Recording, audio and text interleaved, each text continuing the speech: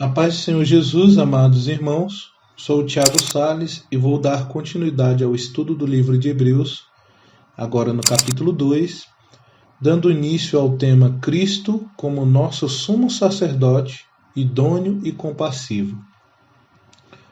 Antes de qualquer coisa, irmãos, é bom recordar aquilo que foi desenvolvido pelo autor no capítulo 1, ou seja, vemos que Deus nos fala por meio do Filho, que ele, o Filho, é superior aos profetas, aos anjos, é herdeiro de tudo, criador do universo, que o Filho é Deus e está assentado à destra da majestade nas alturas. E agora, no início do capítulo 2, o autor continua o desenvolvimento dessas informações, fazendo uma espécie de conclusão e alerta a respeito das revelações trazidas até então, dizendo: por esta razão, importa que nos apeguemos com mais firmeza às verdades ouvidas para que delas jamais nos desviemos. Se, pois, se tornou firme a palavra falada por meio de anjos, e toda transgressão ou desobediência recebeu justo castigo, como escaparemos nós se negligenciarmos tão grande salvação, a qual, tendo sido anunciada inicialmente pelo Senhor, foi-nos depois confirmada pelos que a ouviram, dando Deus testemunho juntamente com eles, por sinais, prodígios e vários milagres, e por distribuições do Espírito Santo, segundo a sua vontade. Hebreus capítulo 2, versículos 1 a 4. Veja, irmãos, que o autor faz questão de afirmar que se negligenciarmos tão grande salvação, nós não escaparemos do justo castigo de Deus. O pronome nos é referido 5 vezes nos versículos de 1 a 3, ou seja, é uma advertência a nós, os cristãos, sobre o erro de descuidarmos da salvação e perdermos a oportunidade de reinar com Cristo. Salvação esta anunciada pelo próprio Senhor Jesus e depois confirmada pelos que a ouviram. Percebam um trecho pelos que a ouviram. O autor aqui inclui a si mesmo entre aqueles que não ouviram do Senhor pessoalmente a respeito da salvação. Como dito no estudo passado, a autoria da Epístola de Hebreus é desconhecida, mas o registro em Hebreus 2, versículos 3 e 4, deixa bem evidente que este livro, seja quem for o autor, baseia-se na autoridade de Deus outorgada aos apóstolos e às testemunhas oculares de Cristo, reivindicando, portanto, sua confiabilidade e autoridade divina. No versículo 4, ele diz que Deus também testemunhou juntamente com eles por meio de sinais, prodígios, vários milagres e a distribuição do Espírito Santo segundo a sua vontade. Glória a Deus por isso. Vemos a atuação da poderosa de Deus Pai e do Espírito Santo como testemunhas da salvação em Cristo Jesus, o Senhor. A atuação da Trindade como unidade para a salvação da humanidade. Aleluias. A partir do versículo 5, há uma retomada ao discurso do capítulo 1, no qual o autor continua fazendo uma diferenciação entre os anjos e Cristo, evidenciando não somente a sua superioridade, mas agora também aspectos do seu ministério. O seu papel como rei, mas também como servo. O seu papel como sumo sacerdote, mas também como aquele que seria o próprio sacrifício que faz a propiciação pelos pecados do povo. Façamos a leitura do texto para uma análise mais detida do seu conteúdo. Pois não foi a anjos que Deus sujeitou o mundo que há de vir, sobre o qual estamos falando. Pelo contrário, alguém em certo lugar deu testemunho dizendo: que é o homem que dele te lembres, ou o filho do homem que o visites. Fizeste-o por um pouco menor do que os anjos, e de glória e de honra o coroaste. Todas as coisas sujeitaste debaixo dos teus pés. Ora, ao lhe sujeitar todas as coisas, nada deixou fora do seu domínio. Neste momento, porém, ainda não vemos todas as coisas a ele sujeitas. Vemos, porém, aquele que, por um pouco, foi feito menor do que os anjos, Jesus, que por causa do sofrimento da morte foi coroado de glória e de honra, para que pela graça de Deus provasse a morte por todos. Porque convinha que Deus, por causa de quem e por meio de quem todas as coisas existem, conduzindo muitos filhos à glória, aperfeiçoasse por meio de sofrimentos o autor da salvação deles. Pois tanto o que santifica como os que são santificados, todos vêm de um só. É por isso que Jesus não se envergonha de chamá-lo de irmãos, dizendo: a meus irmãos declararei o teu nome, no meio da congregação eu te louvarei. E outra vez, eu porei nele a minha confiança. E ainda, eis que aqui estou, eu e os filhos que Deus me deu.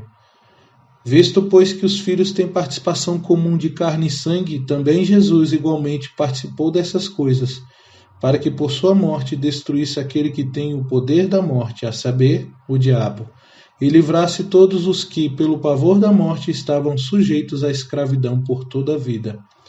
Pois ele, evidentemente, não socorre a anjos, mas socorre a descendência de Abraão. Por isso mesmo era necessário que em todas as coisas ele se tornasse semelhante aos irmãos, para ser misericordioso e fiel, sumo sacerdote nas coisas referentes a Deus, e para fazer propiciação pelos pecados do povo. Pois naquilo que ele mesmo sofreu, quando foi tentado, é poderoso para socorrer os que são tentados.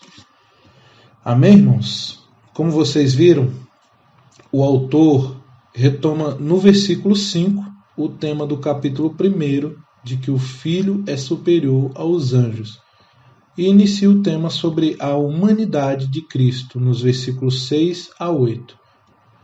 Mas alguém em certo lugar deu testemunho dizendo: que é o homem que dele te lembres, ou o filho do homem que o visites? Tu o fizeste um pouco menor do que os anjos, de glória e de honra o coroaste, e o constituísse sobre as obras das tuas mãos. Todas as coisas lhe sujeitaste debaixo dos pés. Ora, visto que lhe sujeitou todas as coisas, nada deixou que lhe não estejam sujeitas. Mas agora ainda não vemos que todas as coisas lhe estejam sujeitas. Como se a humanidade do Filho pudesse representar um aparente empecilho para a declaração de sua superioridade, o autor de Hebreus cita o Salmo 8, uma reflexão lírica sobre Gênesis 1, para provar que Deus colocou a humanidade acima de toda a criação, o que inclui o mundo angelical. Mas agora ainda não vemos que todas as coisas lhe estejam sujeitas.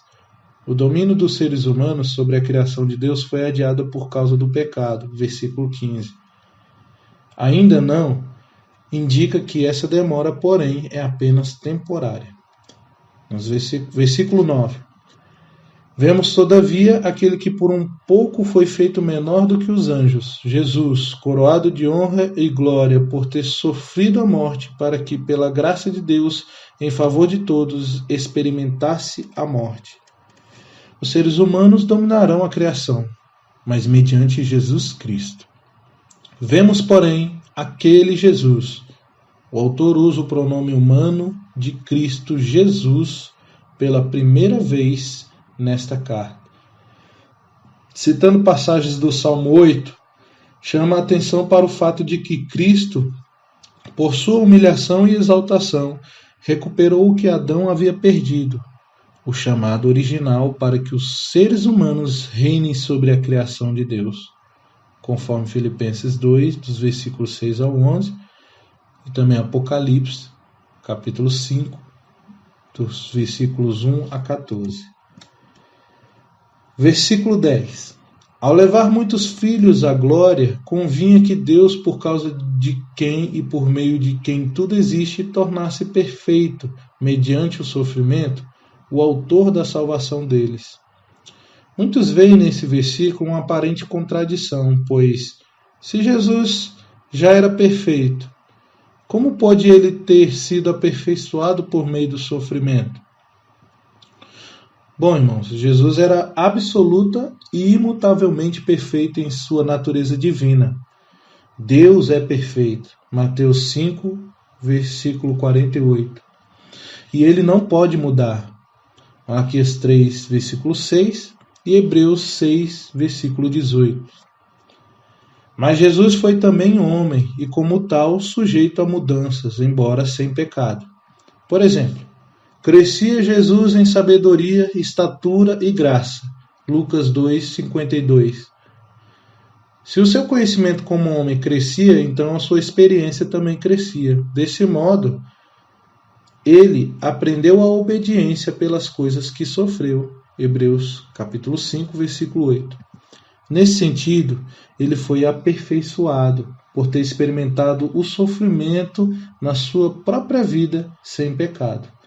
Isto é, ganhou todos os benefícios decorrentes da experiência do sofrimento sem ter pecado. Hebreus 4, versículo 15. Portanto, ele pode realmente confortar e encorajar aqueles que sofrem. Continuando, irmãos, nos versículos 11 a 13, com uma declaração seguida de 3 citações de apoio do Antigo Testamento, o escritor demonstra a unidade entre o Filho e os muitos filhos de Deus. Vejamos, versículo 11. Porque assim o que santifica como os que são santificados são todos de um, por cuja causa não se vergonha de lhes chamar irmãos. Todos de um. Essa expressão se refere à humanidade de que Jesus compartilha com todos os cristãos, ou o fato de Jesus e os cristãos pertencerem todos a Deus.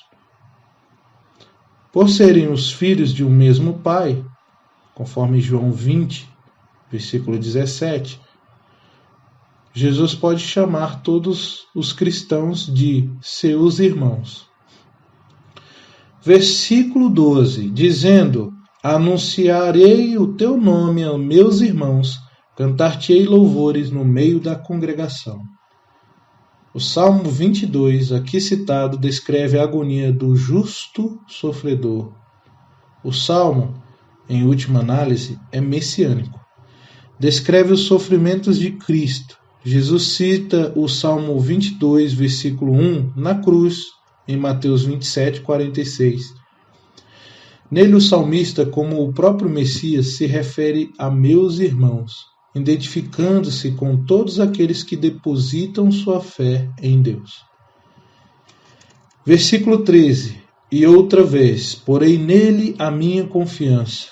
E outra vez, eis-me aqui a mim e aos filhos que Deus me deu. As citações aqui são de Isaías 8, versículos 17 e 18. E dizem respeito a um profeta que, tal como Jesus, é perseguido e rejeitado, mas se torna uma referência para o fiel. Meus irmãos, tendo estabelecido a unidade entre o Filho e os cristãos, o autor conclui que existem 2 propósitos nessa identificação. O Filho se tornou humano para que, por sua morte, pudesse destruir o diabo, versículo 14, e libertar todos os que estavam presos ao pecado, versículo 15. Vale a leitura. E visto como os filhos participam da carne e do sangue, também ele participou das mesmas coisas, para que pela morte aniquilasse o que tinha o império da morte, isto é, o diabo, e livrasse todos os que, com medo da morte, estavam por toda a vida sujeitos à servidão. Participou das mesmas coisas. Jesus compartilhou da nossa humanidade, humilhando-se para tornar-se igual a nós, conforme Filipenses capítulo 2, versículos 5 a 11. Império da morte. O diabo tenta as pessoas ao pecado e depois as acusa de rebelião contra Deus. Gênesis 3, Jó, capítulo 1. Ao induzi-las ao pecado, Satanás entrega as pessoas à morte, pena devida pelos seus pecados, conforme Romanos capítulo 5, versículo 12. O diabo está ativo ainda hoje, mas seu poder sobre a morte lhe foi tirado. A morte de Cristo pagou por nós a penalidade do pecado. Podemos assim, ao depositarmos nossa confiança em Cristo, ficar livres do perverso domínio de Satanás. O julgamento de Satanás foi feito na cruz, mas sua execução será no futuro. O diabo usa o medo da morte, conforme versículo 15, para nos escravizar. O Filho de Deus, porém, mediante sua morte na cruz, versículo 14, eliminou o medo e quebrou a nossa servidão ao pecado e à morte. Versículo 16. Porque, na verdade, ele não tomou os anjos, mas tomou a descendência de Abraão. Descendência de Abraão se refere tanto aos descendentes humanos do patriarca, quanto aos seus filhos espirituais, aqueles que, como Abraão, depositam sua fé em Deus. Gálatas 3, versículo 7 e versículo 29. O autor pode ter usado essa expressão por serem os destinatários dessa carta, principalmente judeus cristãos. O autor ressalta que Cristo veio para ajudar os filhos de Abraão e não os exércitos angelicais. Versículo 17. Pelo que convinha que em tudo fosse semelhante aos irmãos, para ser misericordioso e fiel sumo sacerdote naquilo que é de Deus, para expiar os pecados do povo. Jesus partilhou de nossa natureza e nossos sofrimentos para que pudesse ser um mediador compassivo entre Deus e a humanidade. Ele entende nossas fraquezas e intercede por nós na presença de Deus Pai. É assim um misericordioso, compassivo e fiel, confiável, sumo sacerdote.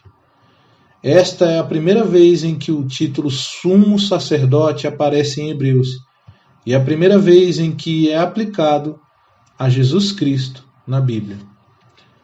Expiar, ou seja, fazer a expiação, significa satisfazer as exigências de um Deus santo e justo contra os pecadores que violaram sua lei. Cristo aplacou a justa ira de Deus ao morrer na cruz em nosso lugar. Romanos 3, versículos 21 a 26. Embora inteiramente perfeito e sem pecado, ele voluntariamente se submeteu à penalidade do pecado, ao experimentar a agonizante morte na cruz. Esse sacrifício voluntário do próprio Filho em nosso favor satisfez a justiça e santidade de Deus. E os benefícios de seu sacrifício são para todos aqueles que nele depositarem sua fé. Versículo 18. Porque naquilo que ele mesmo, sendo tentado, padeceu, pode socorrer aos que são tentados. O sofrimento de Cristo incluiu a tentação. Ele experimentou a sedução do pecado, mas jamais se rendeu a ele. Cristo conhece o que é ser tentado. Sabe então como ajudar aqueles que caem em tentação. Irmãos, com isso terminamos os versículos relacionados ao capítulo 2 de Hebreus. Vale destacar que esse capítulo ressalta não só a divindade do Filho, mas também a sua humanidade. Ensino igualmente importante sobre a pessoa de Jesus e defendida desde o início da igreja pelos apóstolos e depois pelos que lhe sucederam. Vários textos na Bíblia nos mostram que Jesus era real e verdadeiramente um ser humano. Jesus nasceu como um ser humano, Lucas 2:7. Cresceu normalmente, Lucas 2:40. Jesus se cansava, João 4:6. Sentia fome, Mateus 4, versículo 2. E sede, João 19, versículo 28. Jesus se angustiou, João 12, 27. E até mesmo chorou, João 11, versículo 35. Como um homem, Jesus sofreu, Hebreus 2, versículo 18. Jesus é descrito inúmeras vezes como Filho do Homem, que deixava clara a sua plena humanidade. A expressão é usada 88 vezes no Novo Testamento. Mesmo após a ressurreição, influenciados por correntes gnósticas, surgiu uma doutrina cristã herética chamada de docetismo, na qual acreditava que Jesus Cristo era um espectro e que, apesar de ter uma aparência humana, não possuía carne e nem sangue. Em 1 João, capítulo 4, versículos 2 a 3, o apóstolo diz que todo espírito que confessa que Jesus veio em carne procede de Deus, e o que não confessasse era o espírito do anticristo. Enfim, por que era necessário que Jesus fosse plenamente homem? Primeiro, para possibilitar uma obediência representativa e um sacrifício substitutivo. Segundo, para ser o único mediador entre Deus e os homens. Terceiro, para cumprir o plano original do homem de dominar a criação. Quarto, para ser nosso exemplo. E 5, para ser nosso sumo sacerdote. Espero que tenham gostado, irmãos. Deus abençoe a todos e não deixe de acompanhar os próximos estudos.